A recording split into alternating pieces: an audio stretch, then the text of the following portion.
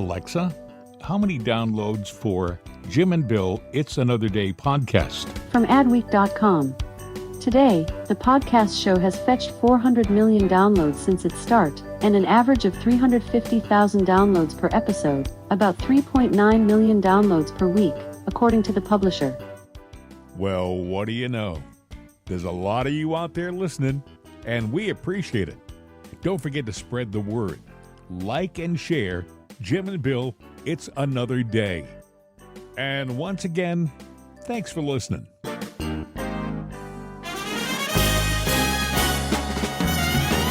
Well, hello there. It's another day. I'm Jim Harrington. And I am Bill Knight. Happy Monday. I think this is going to be, I always say it's going to be, but the indicators are strange week in the makings. Should I say a stranger week is in the making. They've it all just been seems like strange. it gets stranger and stranger and stranger as we go. Yep. Before we get into the more current stuff, I wanted to take a few seconds and talk about the 1 month anniversary of the assassination attempt on President Trump was Saturday, and it kind of came and went, and the media just avoided the issue. And I had a few questions.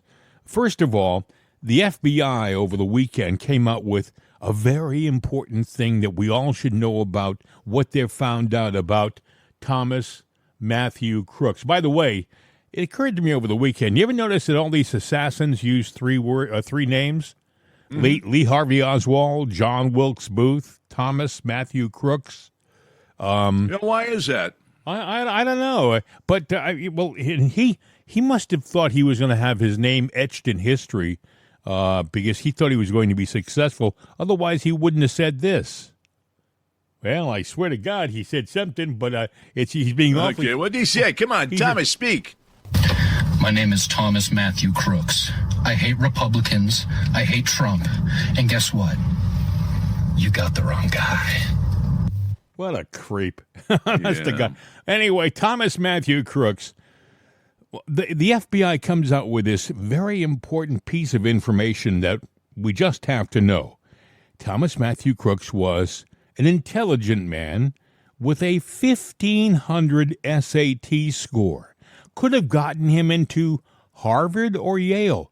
When I heard that, I cringed. I thought, are you kidding me? After a month, you think it's important to come out with a detail like what his SAT score was? And by the way, I'd be willing to bet you that Lee Harvey Oswald and John Wilkes Booth both probably were relatively intelligent people on the whole. It doesn't mean that they were good people or right-thinking people. But and what a piece of non-information for the FBI to put out. Here's what we don't know right now. We don't know why he had 3 accounts, one in Belgium, one in Germany, and one in New Zealand. Why did he have 3 offshore accounts? This Thomas Matthew Crooks, 20 years old. Why did he have those accounts? I didn't have 3 offshore accounts when I was 20. I was lucky to have one down the street. Okay? But he had 3 offshore accounts.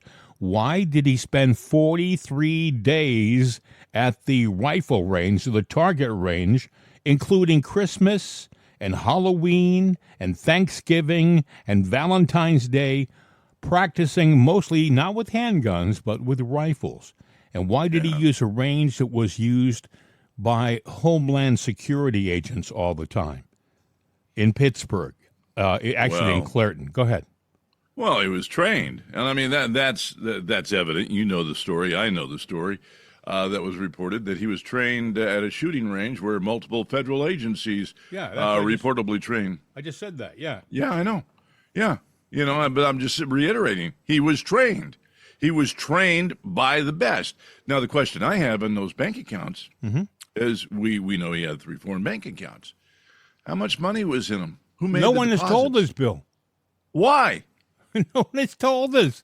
It's like you would think that they would at least tell us how much money he had in those accounts. Who made the deposits? How much money was in there?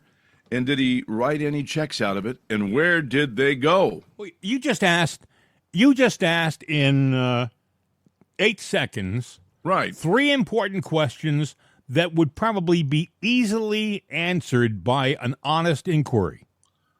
Well, all you got to do is go to the bank and get their records. Just a simple audit should tell you if who he was playing with, because he was playing with somebody else's money, and he bought a lot of things. And I'm sure these accounts paid for him. So who funded those accounts? Yeah, that's another thing, Bill. Where the heck does the kid who worked in a nursing home get all this money to buy all this stuff? Hey, I know ladies, I know kids. I had a daughter that worked in a nursing home. Mm-hmm. I know what kind of money they make. It ain't that great.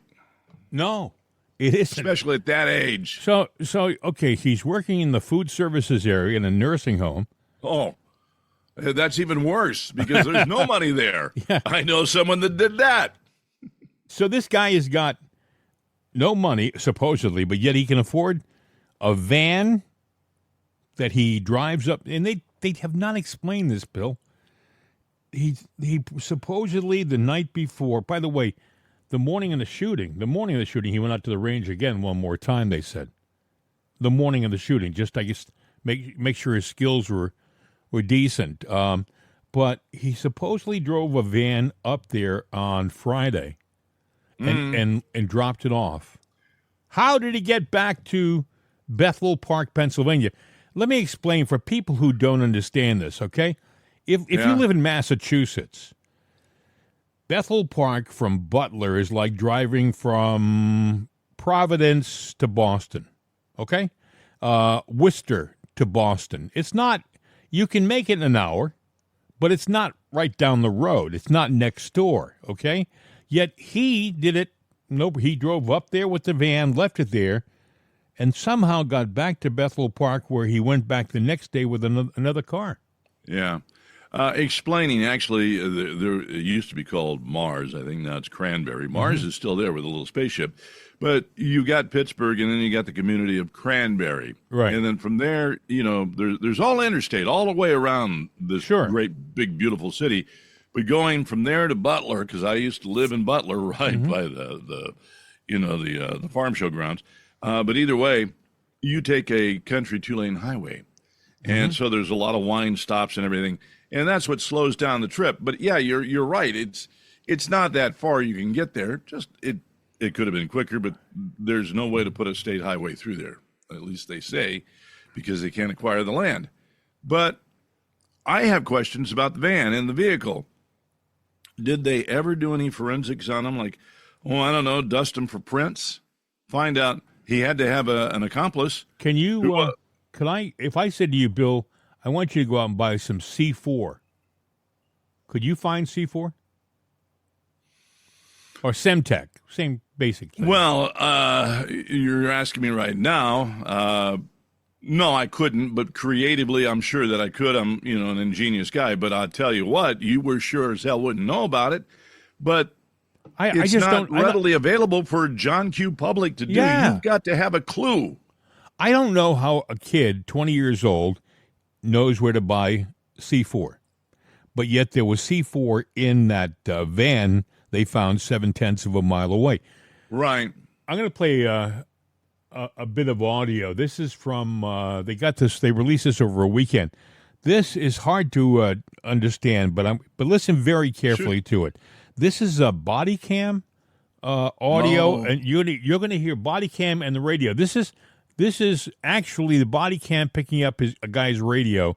Listen to what this guy says on the radio. Units 1 off 3, 13 to 5. I'm being advised that bicycle with the backpack on the north side was the gentleman with the flat face that we were looking for earlier. He was creeping people out over Brinkles. He was last seen in the woods by the water tower. Not sure if he's a gentleman is now or not. I've advised by somebody that they did see him up on the water tower earlier. Yeah. Okay, so it's hard to understand, but maybe you picked it up. He was last seen in the woods by the water tower. The water tower wasn't right near that building, the AGR building. It was maybe 150 yards away. And They also say, and I wasn't able to find the clip, but one of the stories talks about on one of the body cam audio that they picked up chatter about they found blood in a restroom. Right. You saw that, Bill? Yeah, blood in a restroom and a second shooter on the loose. Yes. So, what? yeah. Who is there anybody talking about this? No, because when somebody from the right picks it up and goes, hey, we got to run with this, they do everything they can to shut it down. And the mainstream press, that's what they do. They suppress news and they tout news and they tout fake news. Yeah. A lot of fake stuff is going on. If you listen to them, a little diversion, but we'll keep it short. But if you listen to them, the race is over. Kamala and Waltz, it's the dream team. These guys are the best things in sliced bread. What a heavenly thing that just happened to us. Look at all the pictures of the big crowds. Oh, wait a minute. It's phony. The same picture of Harris and Waltz. It's the same pose, same picture, different background. And I think the funniest one, I sent it to you, was they were, behind them. They were getting off the plane, and that plane was shiny. Oh, yeah. It's beautiful paint job, sparkly. Big crowd there at the tarmac all around, and they're waving. Again, it was almost that stage pose. But if you look at the plane, especially, I don't know, the left wing big jet engine there, they all shiny. Yeah. You could sit there and comb your hair in it and I saw that. Put your makeup onto it. Yeah. You got the crowd in front of it, and it shows a reflection of way back through the crowd behind them because they're really invisible, the stuff way back in the back of the tarmac there, because that crowd was photoshopped and somebody forgot to finish the Photoshop. Bill, I saw a similar picture, and whoever had the picture, did the examination of the picture, magnified it. Mm-hmm. And when you magnify the crowd faces, you can see that some of them have no mouths, no noses. I saw that. They're distorted. Yes. I mean, this is Photoshop or AI, probably AI. AI does a lot of, on the stuff in the background. If you don't blow it up, it's artifact. It's just, like a little stick blob, but yeah. Back in the backdrop and everything, it looks real. Wow, look at the crowd. So Susie Dumbass will sit there and go, oh, my girl is winning. No, she's not, actually. She went to, they had a rally for her in Vegas this weekend. Yeah. And they couldn't get a crowd.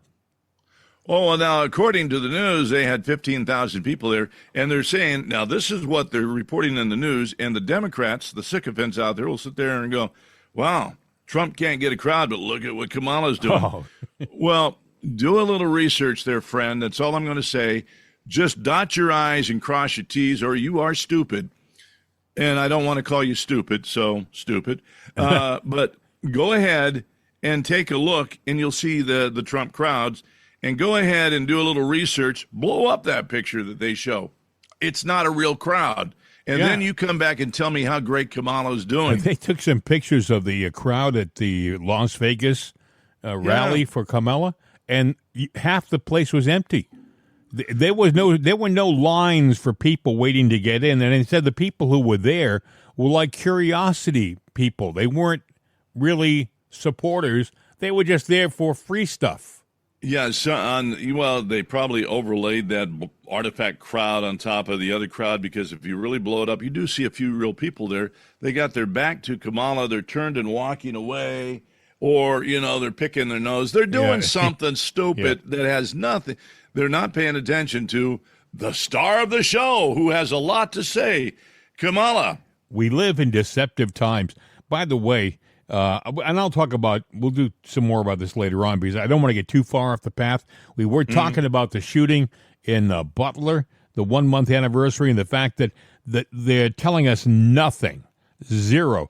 Jesse Waters did a segment, which I thought was really good and deserved to be replayed here. Listen. It's been a month since Trump was nearly killed, and the FBI has barely said a word about what happened in Butler, Pennsylvania. Thankfully, Congress is churning out new information to help the American people understand what happened. Records obtained by Senator Chuck Grassley show Thomas Crook's intense preparation in the months leading up to his assassination attempt. Turns out that Crooks first joined the Clairton Gun Club in August of last year, just a year ago, and then visited the range 43 times. Crooks even spent holidays at the shooting range, including Christmas, Valentine's Day, Halloween. And his parents didn't think this was strange. In 2024, he went to the range for target practice 3 to 6 times a month, almost exclusively training with rifles, not handguns, and made one final visit the day before shooting Trump. The shooting range was crawling with feds. Multiple local and federal law enforcement agencies trained at this facility, including the Department of Homeland Security, which oversees Secret Service. Crooks was training under federal law enforcement's nose. We're now seeing just how close they got to each other. Just 2 months before trying to kill Trump, Crooks was at the range within 24 hours of a Homeland Security office training session. Meanwhile, new body cam footage from the rally shows Crooks on the AGR building rooftop just minutes before he opened fire. It appears Crooks was picked up on the body cam, but the officer didn't see him that far off in the distance. Footage also revealed the moment an officer was lifted onto the roof and spotted Crooks 30 seconds before he pulled the trigger. And the aftermath when he tried to warn other officials. Listen. He's laying down. He's going next building over. Right after the gap. He's got glasses, long hair. Need a ladder. I climbed the wall and I pulled my head right in front of him, bro. He's got a book bag. He's got mag, AR. And we also heard the immediate aftermath of the shooting, with locals questioning why the Secret Service allowed so many security failures. I'd say this was a Sorry, not sure which gas company. somebody have them respond. The stage is right there. Why are we not on the roof? From us. You need to go somewhere over the west. Why weren't we? I told them they need to post the guy over here. I told them that the Secret Service. I told them that Tuesday. I told them to post guys over here. I talked to the Secret Service guys. They're like, yeah, no problem. We're going to post guys over here. Not only did the Secret Service ignore warnings and recommendations from the locals, it's now been a month since the shooting. And Senator Grassley says the Secret Service still hasn't met with the county SWAT team. Stuart Kaplan's a former FBI special agent. Stuart, you've had some time to process this. I don't believe you and I have discussed this. What does your gut tell you happened here? Jesse, good evening. There is no doubt when you watch this latest video that was just released, the chaotic scene played out is clearly indicative, clearly evidence that prior to the commencement of this rally, there was no, and I'll underscore, no operational meeting prior to the commencement of this rally. And why do I know that?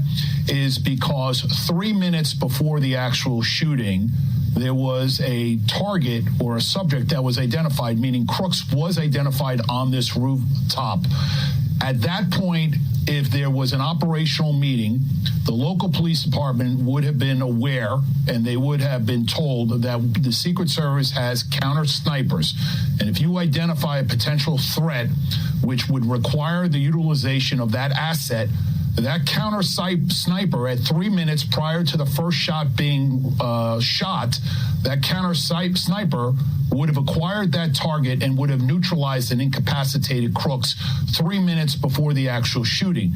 Now, compounded is 30 seconds before the first shot is rung out. They then observe Crooks with a firearm. At that point, again, A counter sniper should have been notified to neutralize that threat. The fact that when you watch this video, and as chaotic as it is, and by the way, I do not in any way fault the local police department, the Butler Police Department, because God bless them. They were so exposed, it is miraculously that none of them were shot and killed. But no one took any effort because they didn't know how to contact the Secret Service to implement the utilization of that asset, of that counter sniper. The public must be aware that the only reason why the counter sniper stationed by the United States Secret Service finally neutralized Crooks is that's after everybody heard the first shot ring out. Then he realized, oh my God, I need to neutralize a potential threat. But you got to understand, it takes time to acquire that target. The director lied to Congress under oath when he said that there was a briefing between the Secret Service and the locals that day. There was no briefing, obviously, and the locals say there was no briefing. So why is the director lying about a briefing? That's the question. Jesse Waters and his report from Friday night. You know, I was thinking, Bill, why? You know, I have video, you probably have seen it, of this guy, Crooks, on the roof, kind of getting in position, sliding around, moving up, crawling along.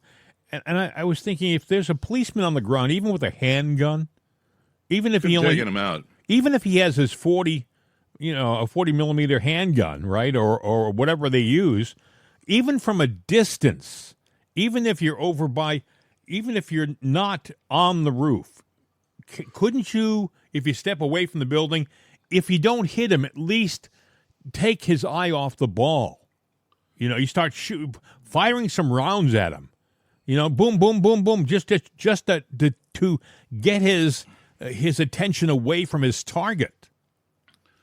You could have taken a handgun and just fired it in the air over the head, and then, but to at least get attention, and other people could let you know. Well, obviously, where you're coming up, you were safe because the kid was safe.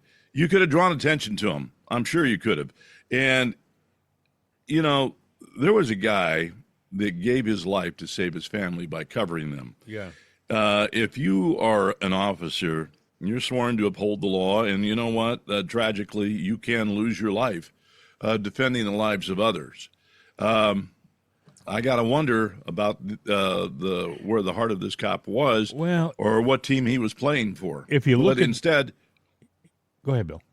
I'm just saying. Instead, he peeked up, gun was pointed at him. Up, see you later. Bye. I'm chicken. I'm out of here. That was almost instinctive, don't you think? I mean, if you were crawling up and you peeked over the rooftop, and at the time you peeked over the rooftop, you see a guy moving his gun in your direction, wouldn't your first instinct to self-preservation is to jump out of the way? Yeah, but then you do something immediately. Well, yeah. He didn't do that. Well, I think you're right. What his first instinct was to run away from the building. Now, it looked like he was trying to figure out what to do. He was confused, but it wasn't a resolution to the problem. You're right. It wasn't something. No, it wasn't. So he wasn't properly trained. Something wasn't right. And, you know, maybe he intended well. He got nervous. He got scared and ran away in panic, frustration, not knowing what to do.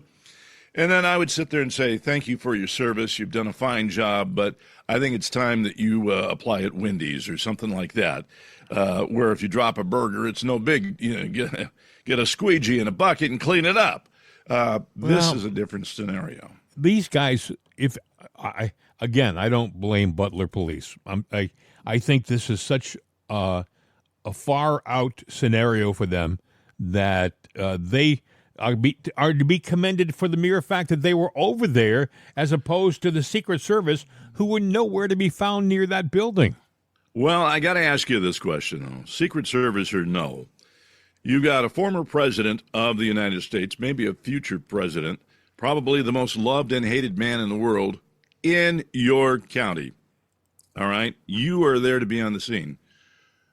I don't care, if it was the president of Estee Lauder, that was that way.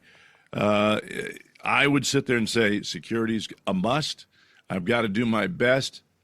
But obviously, I live on a different planet because... I think the FBI and the Secret Service failed big time. Well, they failed drastically, and I think they were in on it. I mean, everything points to it. There's just too many dots that connect in the wrong way. Let's put it that way. So they Did you need to hear sit the there. others? You know what they're not talking about? Did you hear about the other assassination attempt? Apparently, a Palestinian immigrant, illegal, was arrested. He was supposedly the mastermind of an assassination attempt on Trump, and he was hiring multiple assassins. And I think they arrested him the day before the July 13th assassination attempt. So they probably would have known about the 13th attempt. Look, we do black ops. You're not going to convince me right away that somebody on the inside did not have something to do with this. All that story tells me is he was hiring assassins. So he had some money, he put a hit out, and he was working on this hit for a while. So I've got to believe that this is not the only one.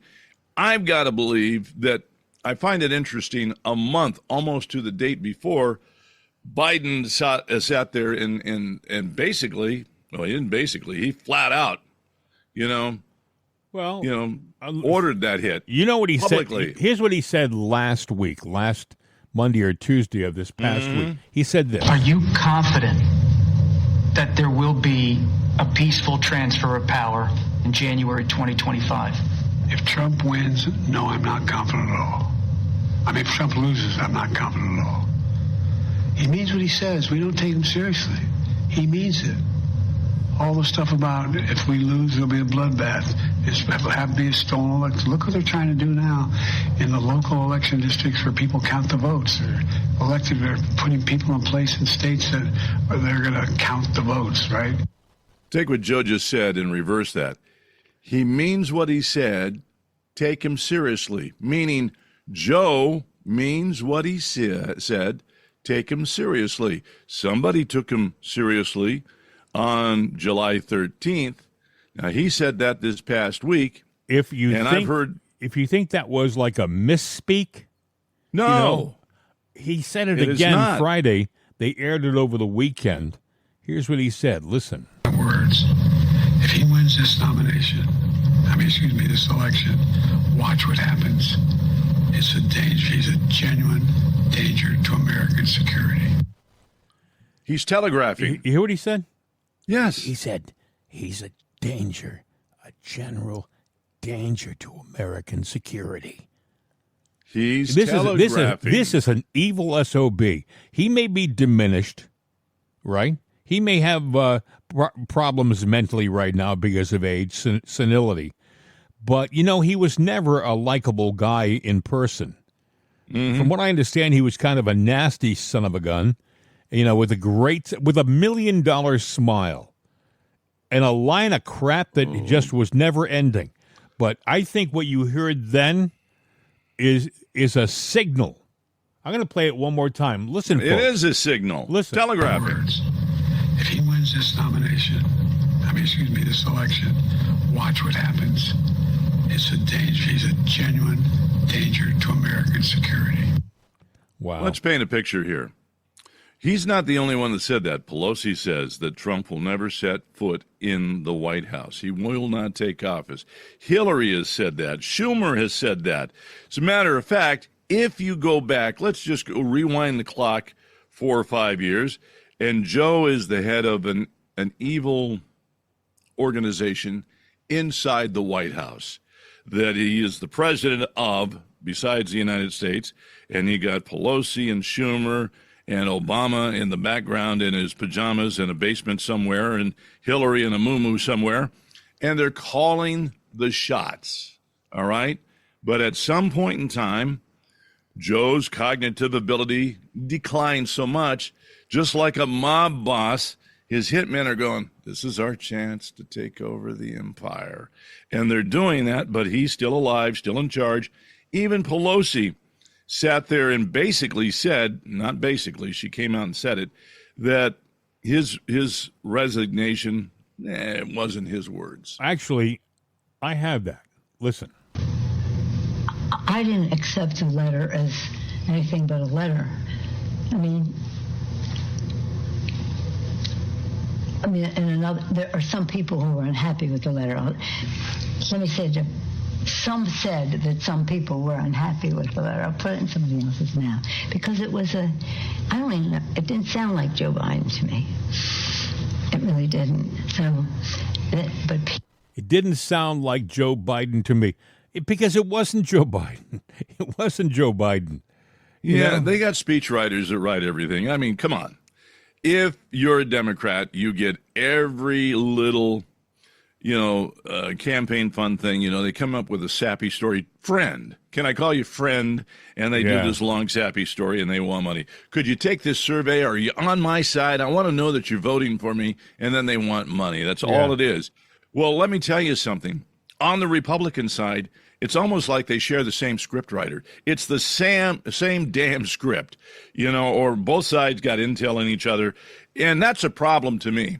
I'd like to make my voice heard in the vote, but not for a. They must have email. They must have emails, millions of emails, where if they do this, they have a certain percentage of success no matter what. I think there's a lot of people like you and I who we look at that and figure this is garbage, to the trash bin. But a lot of people respond to those things. Well, the DNC and the RNC, they're corporations or companies at first and foremost.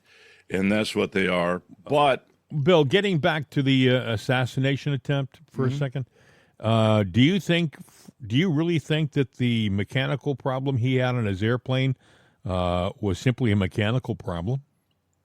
Not really. And, somebody might go, well, he's been flying that plane around forever. And J.D. Vance, look at Trump's plane and the color scheme of it. It's the Trump plane and it's opulent. It's the one that he usually goes in. And if somebody travels with him, that is Trump Force 1. Trump Force 2 is a white plane that says Trump Vance. It's a 757. If you look at the Vance picture there, it is an exact different plane. I thought it was a 737. I thought it was 737. Yeah, whatever it is. Yeah. Either way, he's got these two jets. He's got them. They're well maintained. And federal law, aviation laws, if I recall, is every 100 hours of flight time. You got to go over it. It's like a mechanic. You pull that plane in to get some fuel. All right, let's check the dipstick, see if the fluids are all right, if the belts and hoses look good in your car. It's good to go, sir. But Bill, people don't realize a regular jet in service for an airline, people say, well, Trump's plane gets used a lot. But actually, in comparison to a jet that's used in an airline, it doesn't. It doesn't, no. You don't make money on a jet that's sitting on a runway. You make money when the plane's in the air and flying people somewhere. And that's what airlines do. They make sure that their jets are flying all the time. So you may be sitting on a plane that started flying at 6 o'clock in the morning. You may be flying it at 11 o'clock at night. It's been flying all day long. But they're built. They're built to do that. Okay, they're built to fly a lot. So Trump's airplane, I'm sure that every single time he lands back in Mar-a-Lago, I'll bet you he has mechanics crawling all over it, just doing the daily maintenance to make sure it's in impeccable shape. They don't go by mileage. They go by hours on the engine. And so you got a plane in flight 9 hours a day. Well, 10 weeks is 90 hours of flight time, plus the idle time on the tarmac. That's probably 100 hours. So just like you would sit there and every 90 days you get an oil change, well, every 100 days, this this plane is going to sit there and be looked over, fluids, everything, hydraulics. Let's make sure everything is top notch. hey, we might have a problem here. So for something to happen, that's like you're driving your car and all of a sudden you feel a miss in the engine, or you hear a clunk, clunk, clunk, something's wrong, or your check engine light goes on. In a car, your check engine light goes on, get to the next service plaza. And his plane, land the damn thing. His planes are secured. I mean, I would imagine when he's in a strange airport, there's constant Secret Service agents around the plane all the time that he's not there. So strangers can't just go up there and mess with the airplane, I would think. If they protect his plane like they protected him on July 13th, I'm worried about that. Look, we could do a survey right now, because I have talked to a few of my sycophant Democrat friends, and, I love them to death, but they drank too much of the Kool-Aid to a point to where they shouldn't have the right to vote. So if somebody killed Trump, I'm fine with that. They're fine with that. It's like, really? Well, what if somebody took out Kamala? And I'm not suggesting that. No. Well, that would be terrible. We would have to get to the bottom of it. Well, what is the difference? Well, and then they get into... Well, I would submit that those people they've got a problem. They've got a problem because even though I can't stand Kamala or Tim Walz, I would never wish them harm because that's not what this is all about. No. This is not a last man standing game.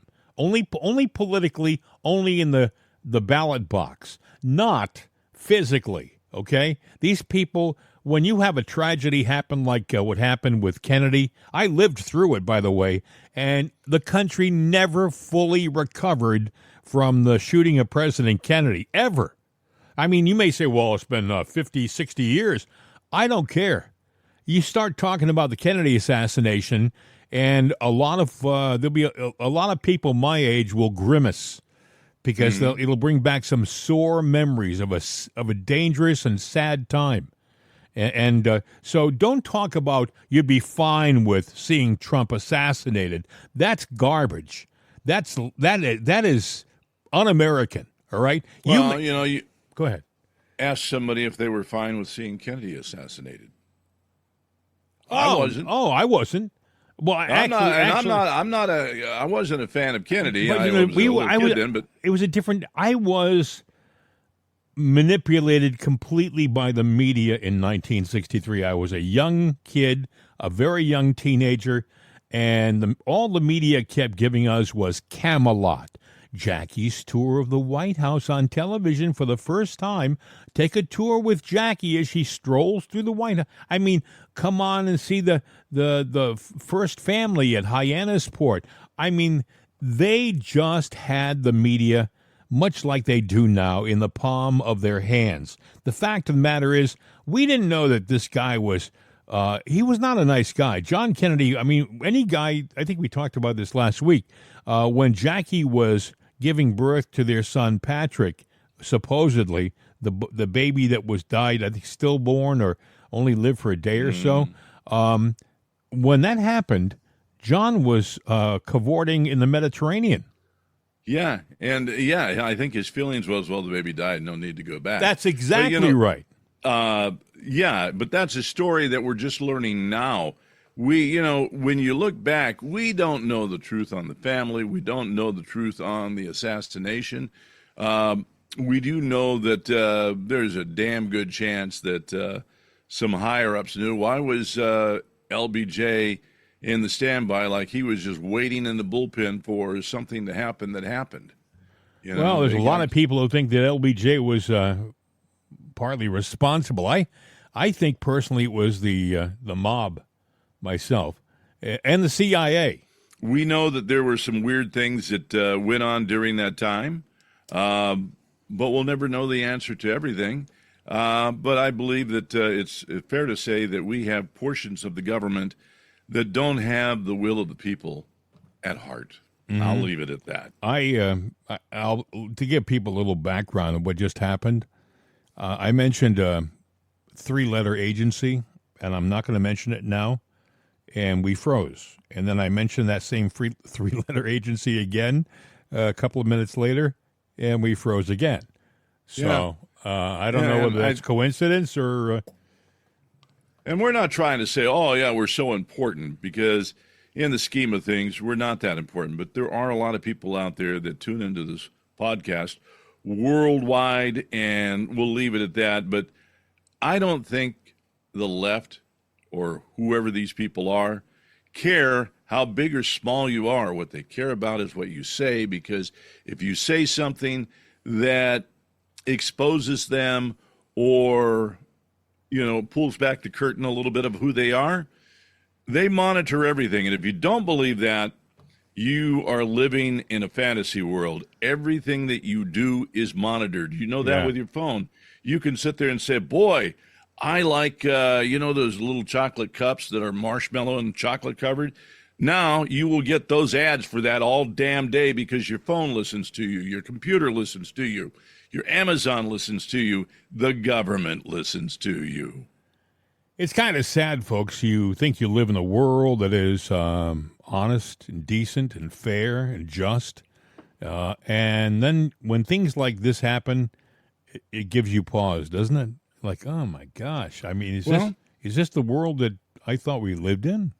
Case in point, a guy that I know, he's a liberal goon, but he actually came from your neck of the woods, actually started out on as an intern on the Mr. Rogers show.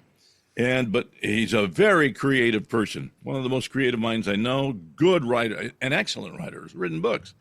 But he likes to do the little negative means, and he has a way of, crafting his words just with a lot of venom in it. Well, he was crafting something that it was definitely left, but might have been up for interpretation, where he included a couple of words. And all of a sudden, the little word censors got out there, and he got thrown into jail. And he had to dumb down his explanation to the powers that be to get out of jail. So even the people on the left get thrown into jail. There's a lot of things that are accepted because you are basically allowed to call out Trump, sit there and call for a hit on him, but you can't go after the left. But they are a little more sensitive on certain things, and if they think over that line, I guess I should say, they flag it. That means you're being monitored, friends. You're being listened, is what I'm trying to say in a nutshell. Well, we're still breaking up a little, but it's acceptable. We'll continue. J.D. Vance was on the air over the weekend on a couple of different talk shows. Oh, He was on with Dana Bash first, and he nailed her. Yeah, he did. Dana, I criticized his lying about his own record, okay? This is a guy who was captured on video saying, I carried a gun in war. He never went to war. This is a guy who's been captured on video, as other people say he's an Afghanistan veteran. He's a veteran of a war, nodding along in agreement instead of saying, no, I did serve my country and I did it honorably, but I never went to a war zone. I'm not criticizing Tim Walz's service. I'm criticizing the fact that he lied about his service for political gain, Dana. You now asked me 3 questions about comments that I made 3 years ago. I wonder what Kamala Harris thinks about the fact that she supported policies that opened the American southern border. I wonder what Kamala Harris thinks about the fact that she lied to the American people about Joe Biden's mental facility for the office. You are interviewing me, Dana, because I respect the American people enough to sit down for an interview. I appreciate that. Kamala Harris has been the nominee for 3 weeks. She hasn't sat down for a real interview. Believe me, we are asking. You're not going to get a disagreement there. But the point is, Dana, you've got me for 15 minutes or however long you have me. We should be talking about public policies that matter. How are we going to lower inflation? How are we going to reduce the cost of food and housing? How are we going to close down that southern border? We've talked so little about that. We've talked a lot more about a sarcastic remark I made 3 years ago. I think we should talk about the issues that most Americans care. Kamala Harris is whatever she says she is, but I believe importantly that President Trump is right that she's a chameleon. She pretends to be one thing in front of one audience. She pretends to be something different in front of another audience. Look, Dana, she's not running a political campaign. She's running a movie. She only speaks to voters behind a teleprompter. Everything is scripted. She doesn't have her policy positions out there. She hasn't answered why she wanted to ban fracking, but now she doesn't. She wanted to fund police, but now she doesn't. She wanted to open the border, but now she doesn't. She should have to answer for why she presents a different set of policies to one audience and a different set of policies to another audience. And I think that's what President Trump is getting at. This is a fundamentally only fake person, she's different depending on who she's in front of. Dan, I criticize people for not having kids. I criticize people for being anti-child. And I do think that Kamala Harris has made some bizarre statements. She has said things like it's reasonable not to have children over climate change. I think it's the exact opposite message we should be sending to our young families. I want to expand the child tax credit. I want to stop those surprise medical bills. I want to make housing more affordable so that if you have a young family, you can actually afford to put them in a home. And I think that it is unfortunate that so much of our public leadership has become anti-family. One final point on this, Dana. If you go back to the COVID era, one thing that really frustrated me, please. Are you going to debate Tim Walz? Of course. I want to debate Tim Walz. I think it's important. And I think that it goes to a very fundamental difference between the Trump-Vance ticket and our opposition. We believe in talking to the media. We believe in answering questions. We believe in debating. I think it's really important.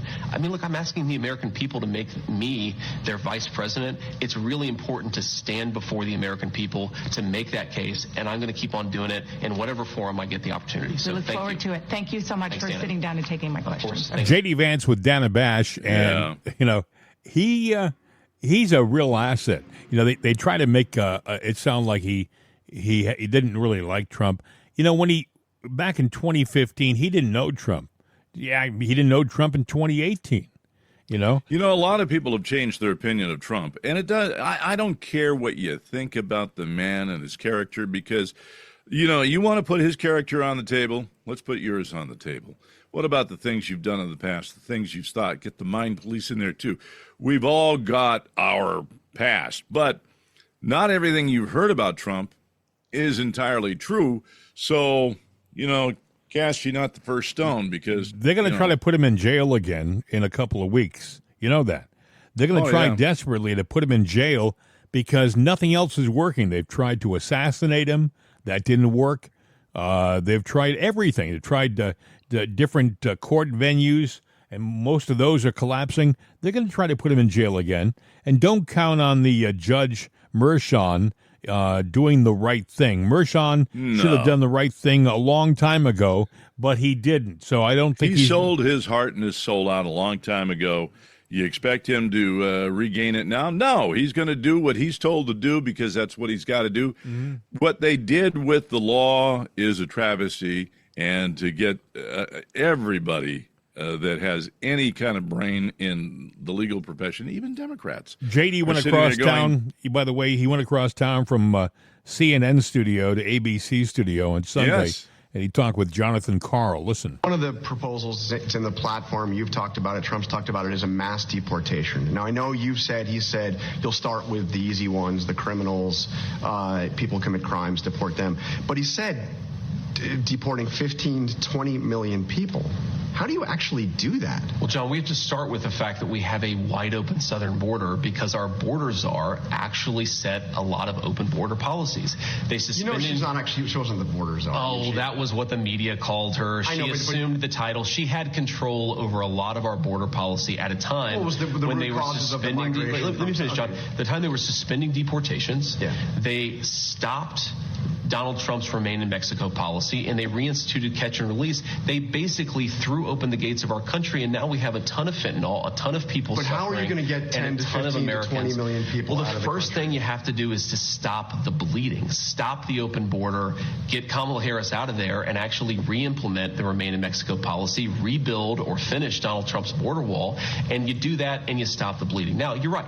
Once you do that, once you stop Kamala Harris's open border policies, you've got to do something with the people who are already here, and I think that you take a sequential approach to it. You are going to have to deport some people. If you're not willing to deport a lot of people, you're not willing to have a border when there are 20 million illegal aliens in our country. 10 to 15 million people, this is like, Well, John, I think that's the wrong attitude to take of it. Okay, so people knock on doors and ask people for their papers. Again, but I think this is the wrong attitude towards it, right? There's 20 million people here illegally. You start with what's achievable, you do that, and then you go on to what's achievable from there. I think that if you deport a lot lot of violent criminals. And frankly, if you make it harder to hire illegal labor, which undercuts the wages of American workers, I think you go a lot of the way to solving the illegal immigration problem. But look, President Trump is absolutely right. You cannot have a border unless you're willing to deport some people. I think it's interesting that people focus on, well, how do you deport 18 million people? Let's start with 1 million. That's where Kamala Harris has failed, and then we can go from there. Listen, you're giving benefits to these people, all right? That means you know who they are. You're giving bennies to these people. If you say to these people, okay, the benefits are going to end for you in 1 month, we're going to give you an option. You can get that 1 month's worth of benefits and an airline ticket, or in a month you will have no income. Jim, and it will be too kind. It will be against the law for a company to hire you. So an American company, if they hire you, the company will be eligible for fines and closure. Make it so difficult for businesses to hire you that you haven't got an option. You either self-deport or you're stuck, and that's what they got to do. Yeah, but you're being too kind, because right now, for John Q. Public out there, you get a letter that says we're going to cut off your benefits. No, it doesn't say that. We have cut off your benefits. That's what they do, and that's what you have to do. Well, no, you have to look at, if you want them to leave without causing an issue, you still have to. I would think you dangle a carrot. Here's the problem: you get that 1 month worth of bennies. Or you're going to be out of a job, out of work, and out of luck in a month. And by the way, that free housing, it won't be free anymore. What's the problem? Yeah. Well, the problem is you've got Democrats there that go, no, these are our future voters. So you give them that 1 month of bennies. Yeah, some will leave, but they'll say, oh, no, hold my beer. You get to stay here. We're going to do this, and we'll enact this bill. We'll do this. We'll do that. They'll be all over the place with their lawyers writing legislation, this and that. In other words, they're gonna maintain it as long as they can. You got to catch the left off guard and just say, nah, it's over, and we are prepared, just like the left is prepared to sit there and cause riots in the street. We've got to be prepared to defend our land. I think Jamal Bowman and Cori Bush were indicators of what's to come. I think that the people on the left are very uncertain of their future right now, and if the right has the kind of success that I think they may have in this coming election, they may win the Senate and the House. And if that happens, all bets are off. If they own all three branches, we're going to start seeing some cleanup in aisle 3. And now I don't want to see any of these people hurt. I don't want to see. I'm not saying to them you got to walk back to Honduras. No, I'm saying you're going to get a month's worth of bennies and an airline ticket. You can fly back and be home in an hour or two, and you'll have a little money to help set you up back in Honduras.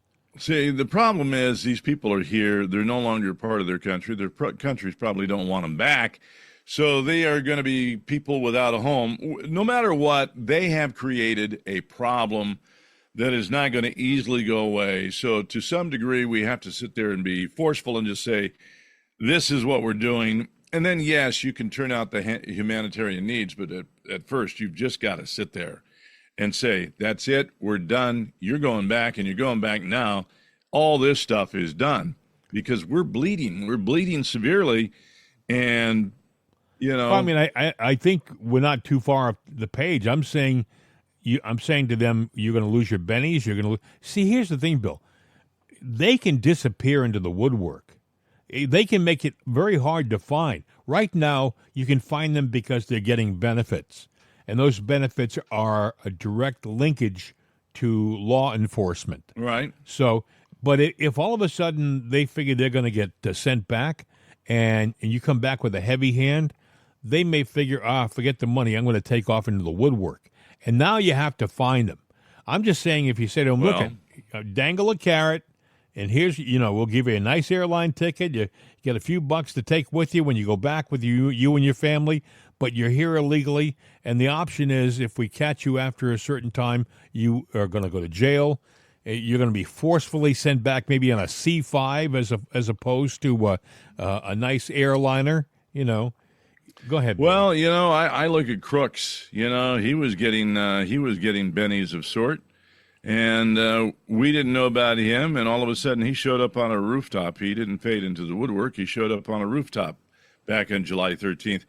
These people, if they want to bennies or no, if they're going to fade into the woodwork and they see the writings on the wall, that's what they're going to do.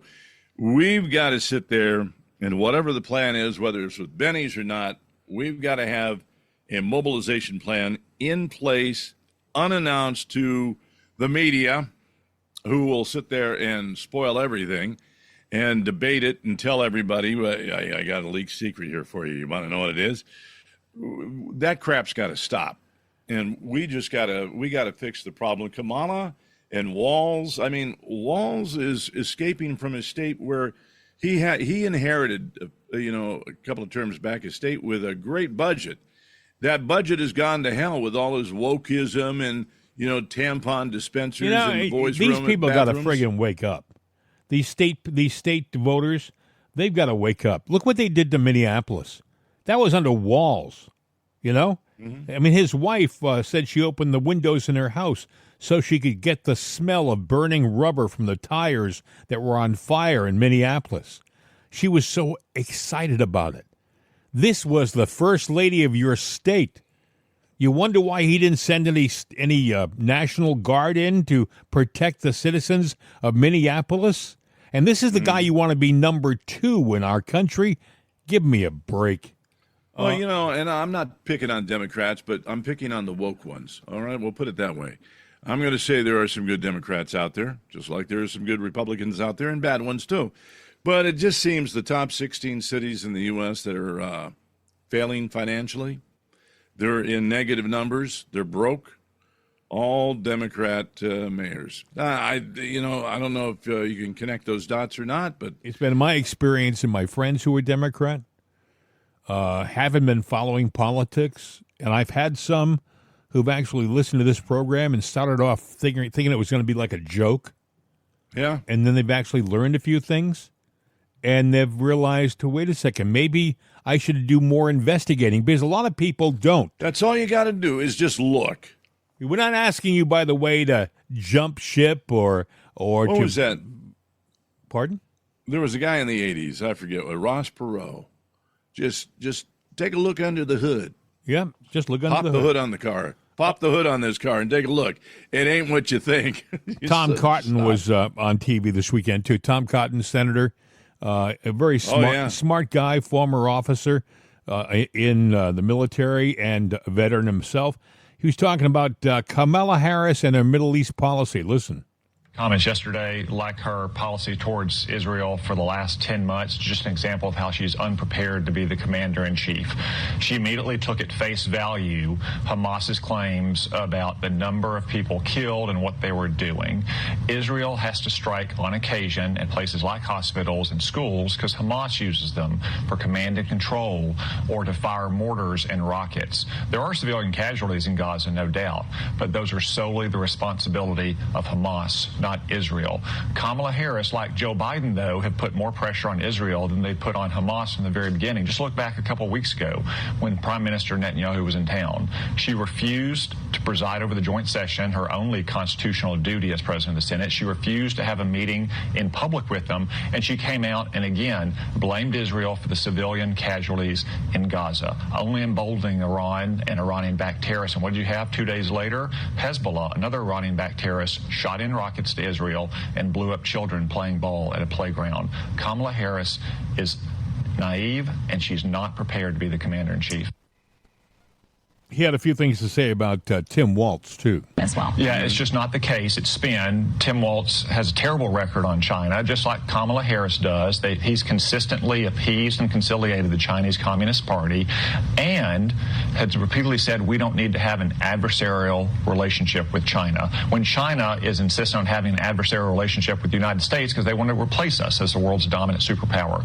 Again, what the Chinese Communist Party did with Tim Walz going back 35 years is a classic example of how they cultivate younger local state leaders, teachers and others to try to get mouthpieces in American politics, and maybe one day hit it big if that person goes on to be, say, a congressman or a governor or a vice presidential nominee. Okay. This is why he needs to answer questions about his relationship with China, and why Kamala Harris needs to come out and answer questions, too, about what she would do as president. Okay. Tom Cotton over the weekend, if you're happy with the gas prices, if you like the idea that by 2030 you're going to be forced to drive an electric car, if you are just satisfied with the fact that our economy in total is going to hell in a handbasket, then you vote for Kamala.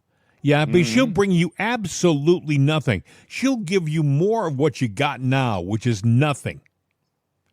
That's just my own. Hey, look, there are people out there that have $250,000 incomes that can't buy a house. And that's kind of sad, and that's with, the Biden-Harris administration. Well, it's really not the Biden administration anymore. It's the Harris administration, But it's kind of an interesting position she's in as VP running for the president, and Joe in the background. If something's good, she'll take credit for it. If she can steal it, she'll take credit for it. If it's bad, well, she can kind of leave it behind, leave that world behind. So she's in a lofty thing, but they got the convention coming up, and the news has made it look all rosy and everything bad for Trump, but it's not really that way in real life. And I'm waiting for shoes to drop because, now I know that Biden and Jill are coming out of the woodwork this week. I think Thursday. Well, doing that. It's interesting. They're talking about the Democratic convention, which is about a week away. There's talk that they may pull an old switcheroo in the convention because Kamala really isn't getting the traction they'd like you to think she's getting. They're trying to sell you a pig in a poke, and a lot of people, even though they're showing you a lot of these inflated polls, the fact is, if you look at real polls, I was listening to John McLaughlin, who is a pollster, and he says it's really frustrating when you're an honest pollster nowadays and you see the stuff that's being put out there by other pollsters for the sake of an agenda. No, it's interesting because, you played the thing earlier. We talked about it earlier, Pelosi going, well, it didn't really sound like Joe. Are they setting the thing up to where they made a mistake, but they just don't know who did it? There was somebody else that did it. Blame it on somebody else, put Joe back in. Or is the whole thing going to blow up and that's going to be their excuse before they announce the new candidate? When you're saying, wait a second, if I got this right, something may happen at the convention that changes everything? Yeah, I'm saying something could vastly change. And it's some kind of an incident. Whatever it is, yeah.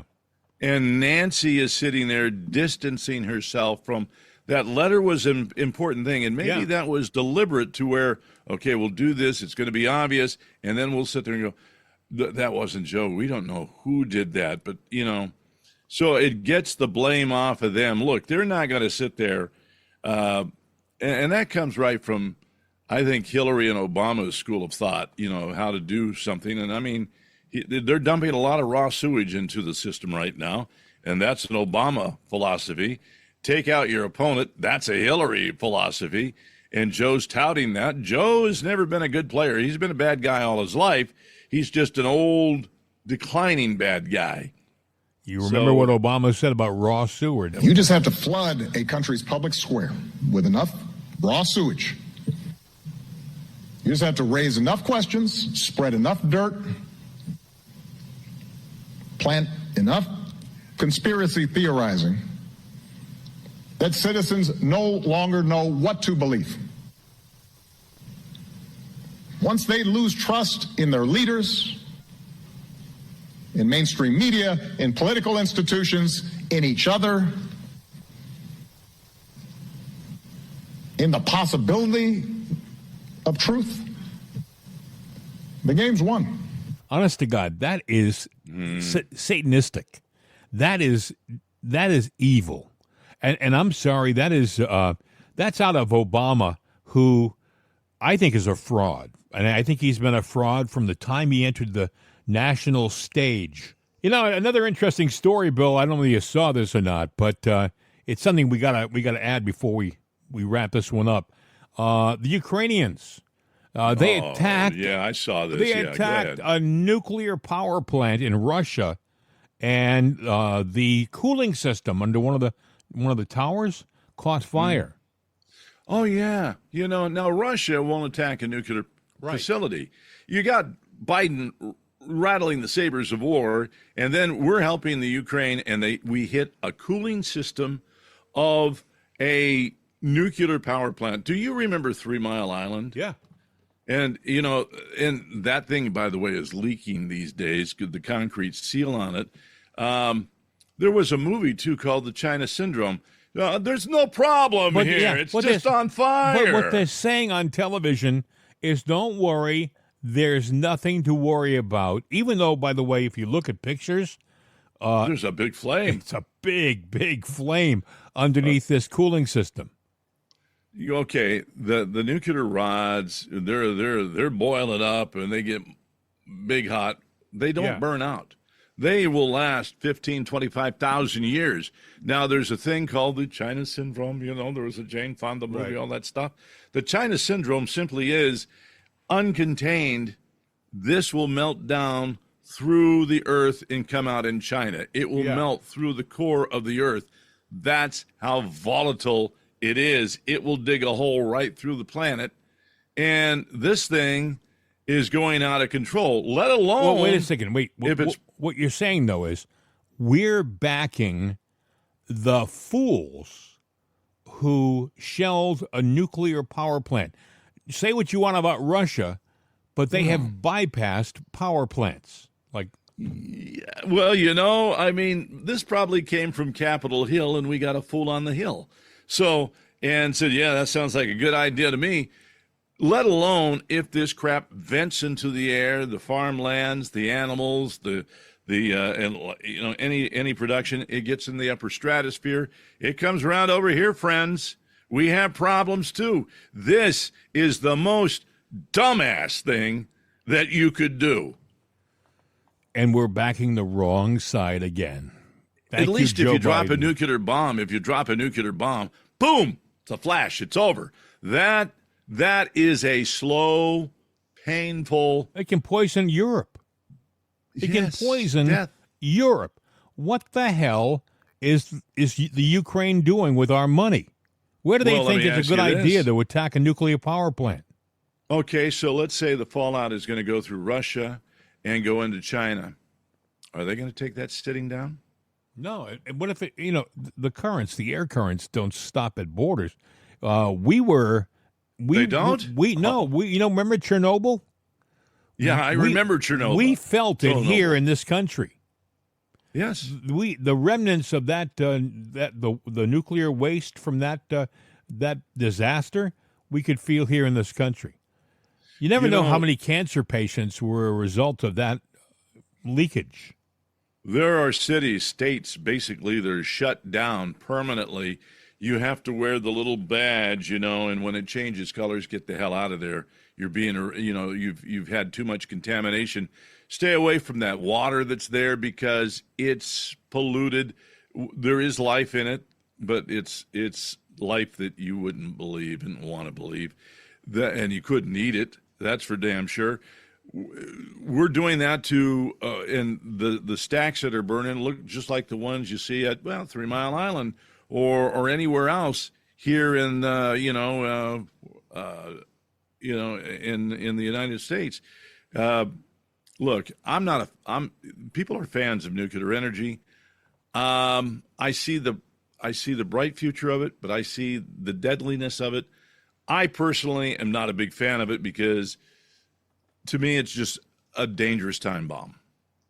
And we're playing with that.